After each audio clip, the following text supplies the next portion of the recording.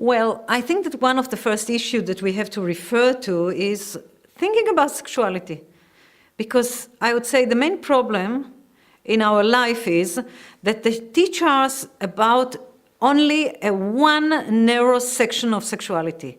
I mean, as grown-up people, they teach us something that sexuality has always to do with the genitals, or with the genital area. And they forget that sexuality has much more aspects. Let's divide it in order to understand it more deeply. We'll divide it into three aspects.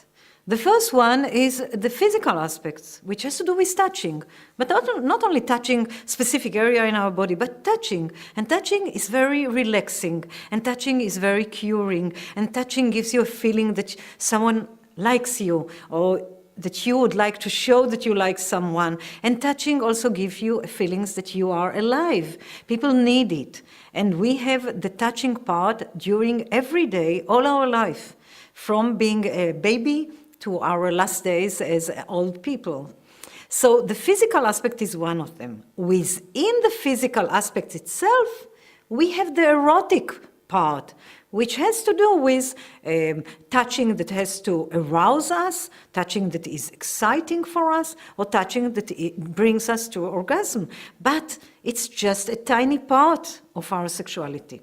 The second aspect is emotional, and it has to do with loving, with feeling close to someone, with liking someone, and I mean, showing love or accepting love. And this is also an important part of our sexuality, which we learn from childhood, through our adolescence years, through our, our grown-up years. And then the emotional part also have its erotic excitement, desire, longing for someone sexually, erotically, but this is also only a part of the sexuality. And the last aspect is the intimate part. Now, intimacy is not having sex. Intimacy is sharing thoughts, sharing feelings, being close, telling something very, very private to someone. And also in the intimate part, we have the sexual erotic part. So sexuality is actually something very important in our life.